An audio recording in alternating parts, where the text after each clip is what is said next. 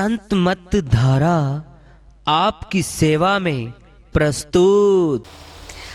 कितने सारे लोग हैं भाइयों और बहनों जिन्हें 9 द्वारों का भी पता नहीं होता है। 10वां द्वार तो बहुत ऊंची बात है। ये वो ऊंची बात है जो संत हमारे बीच में आते हैं तब सिखाते हैं। क्या हमारे बीच में कोई ऐसा भाई ऐसी बहन है जो 10वें द्वार को जानती है? 9 द्वारों में तो मैंने बता दिया। 9 द्वारों की जिसको जानकारी है उसका संसार से कहाँ जाना है देह छोड़ के, ये मैंने कोशिश की बताने की। 9 द्वारों में क्या चाहते हो आप लोग अपना शरीर छोड़ के जाना? मुझे तो कोई ऐसा लगता नहीं जो 9 द्वारों से शरीर छोड़कर कीड़ा बनने के लिए तैयार हो जाएगा। कोई नहीं चाहेगा। इतने ऊंचे नर्तन में बैठकर क्या हम ये कमा कर जाएं कीड़ा बनकर, मक्खी मच्छर बनकर अपना? अगर ये है एड्रेस जो मैंने कहा था कि क्या हमें पता है कि मृत्यु के बाद हमारी आत्मा कहाँ जाएगी? ये वो पहचान है कि हमारी आत्मा मृत्यु के बाद कहाँ जाएगी। अब क्या इसका कोई उपाय नहीं है? हर चीज़ का उपाय है। क्या सोचा हमने कि हमें वो उपाय करना चाहिए कि नहीं करना चाहिए? अपने शरीर को, अपने नर तन को इतना ऊंचा नहीं उठा सकते क्या हम कि नारायण को पाले?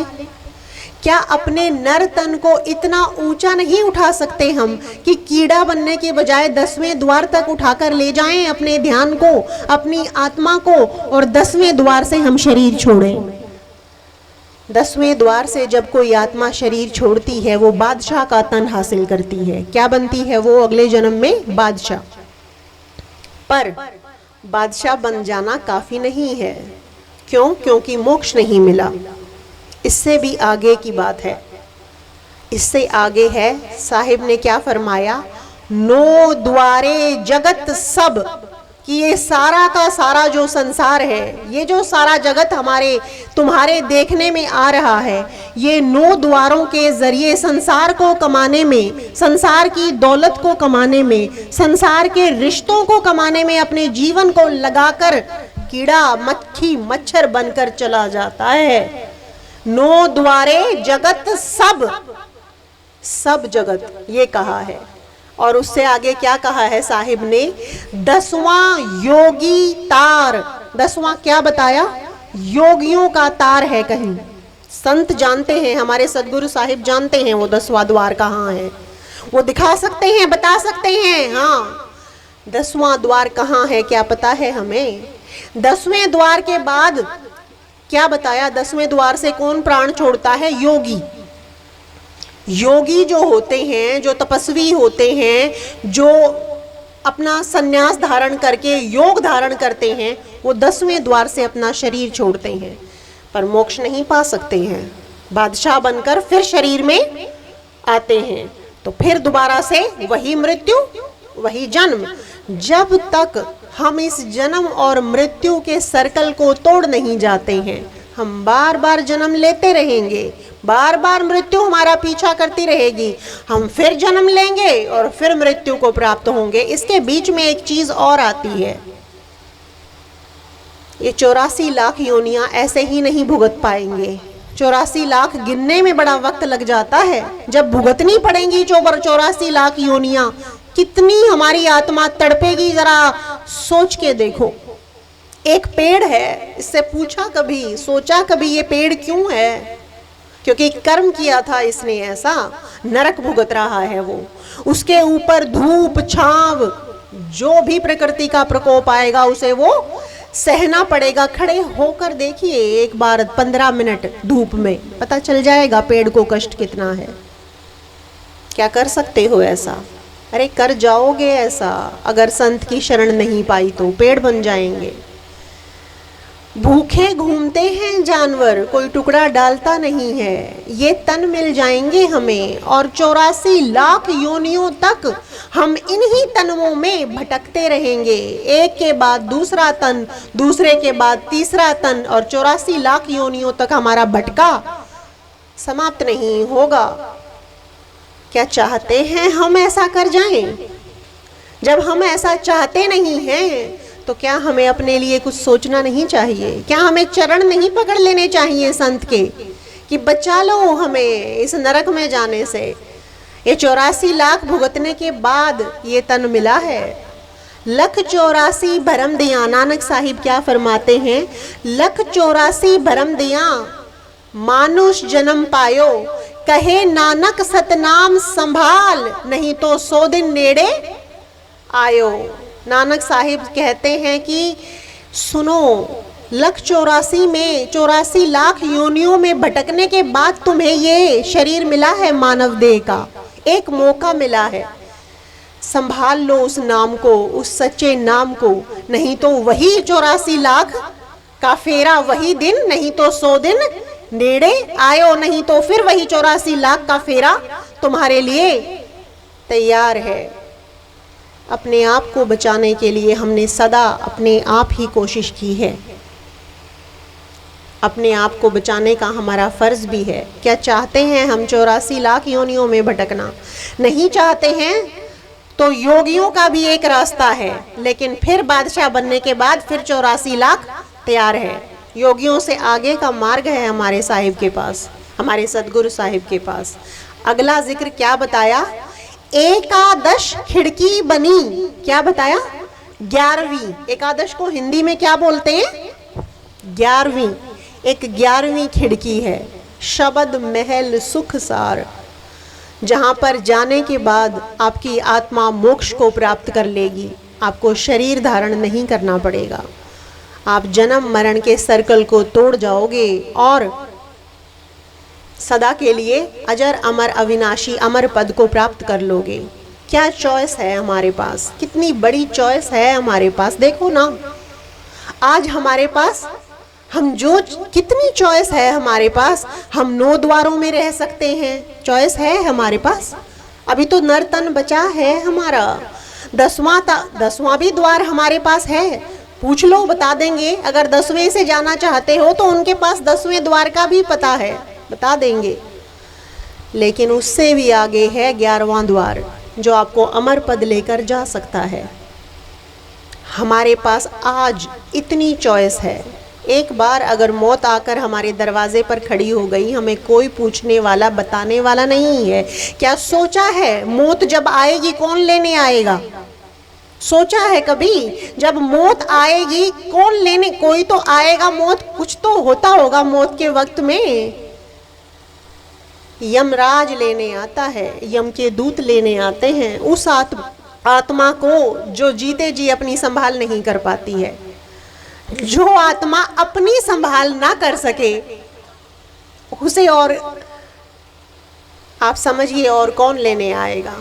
हमें पूरी आज़ादी है, हम कोई सा भी द्वार चुन सकते हैं। आँख का भी, नाक का भी, मुंह का भी, कान का भी, और भी बता दिए मैंने सारे द्वार। आप लोगों को बार बार जिक्र नहीं करने की ज़रूरत है। 10वां भी और 11वां भी आप लोगों के पास पूरी आज आज़ादी है। आप किस शरीर को धारण करना चाहते हो, आप किस द्वार के ज़रिए अपनी आत्मा को ले जाना चाहते हो, आज हमें पूछा जा रहा है। लेकिन एक वक्त आता है जब पूछा नहीं जाता है, सीधा सजा सुना दी जाती है।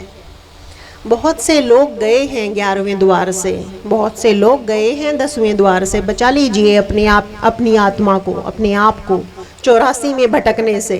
बचा लीजिए अपने आप को कीड़े मकोड़े और गधे घोड़े बनने से। बचा सकते हो, आज अवसर है। अवसर चूकने के बाद कोई बचाने नहीं आता है। सदगुरु साहिब स्वयं आते हैं उस आत्मा को लेने के लिए जो उनकी रक्षा में होती है, जो उनके आशीर्वाद में होती है। क्यों? क्योंकि श्रद्धा हमारे अंदर सदगुरु के लिए जब होती है तो उनकी ड्यूटी बन जाती है कि इसे मैं ऐसे जाने नहीं दूंगा। इसने मेरे चरणों में शीश नवाया है। इसने अपनी श्रद्धा, हमें करना क्या होता है जानते हैं?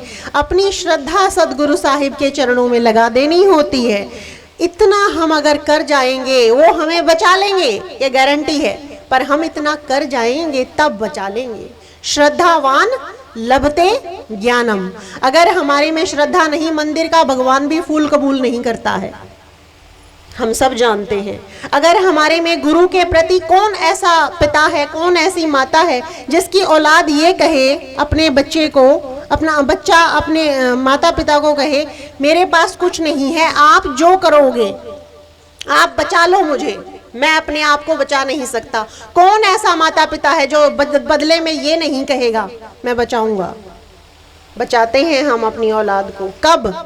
जब वो हमारी आज्ञा में होती है। और कुपुत्र जो होता है उसे कोई बचाने आता नहीं है, जो हमारी आज्ञा में रहा नहीं, जिसने हमारी बात मानी नहीं, जिसने मन मानी चलाई, ऐसी संतान को भगवान भी बचाने नहीं आते। भाइयों और बहनों, भगवान ने अवसर दिया है। कैसे? ये नर तन दे के। ये मनुष्य का तन बहुत बड़ा अवसर है, बहुत बड़ा मौका है। नर नारायणी देह कहा है इसको। नारायण हो जाओ, हो सकते हो, पक्की बात है, हो सकते हो। कहाँ है नारायण? कहाँ बसता है नारायण? बताओ कहाँ बसता है? बाहर नहीं है, कहीं अंदर है हमारे। क्या जानते हो कहाँ है हमारे में वो नारायण? कहाँ है हमारी आत्मा? क्या वास पता है हमारी आत्मा का हमारी देह में कहाँ है? जब छोड़कर चली जाएगी किसी द्वार से, अगर तब पता करेंगे तो क्या फ़ायदा होगा? आज पता कर लेना चाहिए।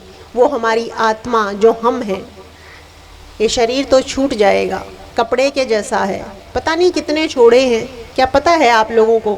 आप इस कपड़े जैसे शरीर, कितने कपड़े जैसे शरीरों को छोड़कर पहले आ चुके हो? क्या पता है कहाँ से आए हो?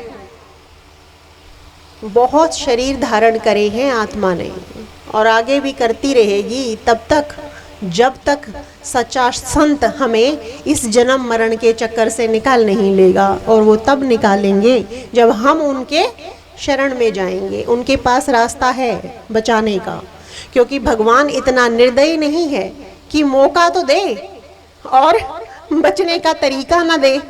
उसे भगवान कौन कहेगा? एक बार पुकार के देखो, आता है, पक्का आता है।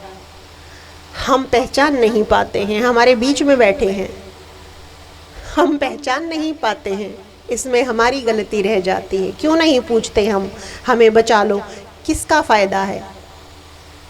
क्या वो हमसे मोक्ष ले लेंगे हमारा? क्या वो हमसे भक्ति अपने लिए करवा लेंगे? क्या हम हमारी भक्ति बांट सकते हैं क्या किसी से? हमारा मोक्ष कौन लेगा? काल भी छीन नहीं सकता हमसे हमारी भक्ति को।